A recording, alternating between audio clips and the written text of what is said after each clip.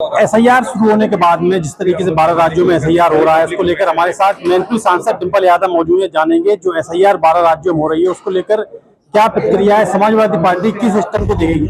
Ma'am, जिस तरीके से हिंदुस्तान में 12 राज्यों में एसआईआर की प्रक्रिया हो रही है, जिस तरीके से विपक्ष ने पहले भी आवाज उठाई, आयोग को लेटर दिया एफिडेविट के साथ में, क्या फिर जो सदन चलने जा रहा है 1 तारीख से, क्या फिर उसमें सवाल उस टाइम समय यह था कि जब इलेक्शन होने वाले हैं बिहार में, तो उसी समय एसआईआर क्यों लागू कर रहे हैं इतना अफरा तफरी में।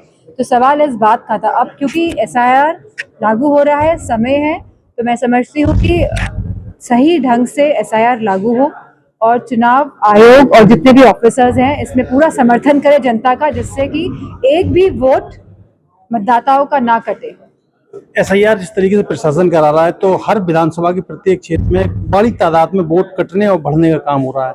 कहीं ना कहीं लोगों का आरोप है कि बीएलओ पहुंचते नहीं है और एसआईआर के माध्यम से वोट काट के उनका मताधिकार का प्रयोग छीना जा रहा है।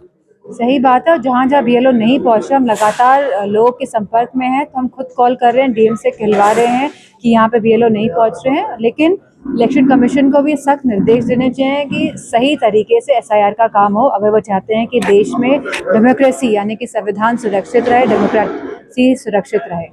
जिस तरीके से बिहार में एनडीए को एक बड़ी बहुमत मिला है और महागठबंधन की हार बड़ी हुई है, इस तरीके से जो समाजवादी पार्टी की उत्तर प्रदेश में सत्ता है, तो किस तरीके की रणनीति अपनाई, क्या आगे की प्लानिंग रहेगी? ये तो देखने को मिलेगा कि हर इलेक्शन में भारतीय जनता पार्टी एक नया इंस्ट्रूमेंट लेके आती है, एक नया बांड लेके आती है। इस बार वो एसआईआर का लेकर आई है और कहीं ना कहीं 2027 में एक बार वो लाई थी नोटबंदी का। जिस तरह नोटबंदी लेके आई, जिस तरह एसआईआर लेके आई, जिस तरह सीआईए लेके आई, तो इस तरह अलग अलग चीजें लाकर भारतीय जनता पार्टी कहीं ना कहीं उनका खाली एक ही मकसद है कि कुछ चुनाव किसी भी तरह जीते, चाहे वो सही ढंग से चुनाव कराए जाए या ना कराए जाए, इस पे वो नहीं बिलीव करते हैं। क्योंकि आखिरी सवाल मैनपुरी जिले का है, क्योंकि आप मैनपुरी सांसद हैं, यहाँ पर कुछ विधानसभाएं ऐसी हैं जहाँ पे प्रशासन का कड़ा फोकस है कि यहाँ पे वोटों को अधिक से अधिक मात्रा में डिस्टर्ब किया जाए और दूसरे हमारा समाजवादी पार्टी का भी कड़ा फोकस है कि एक भी हमारा वोट डिस्टर्ब ना हो। धन्यवाद।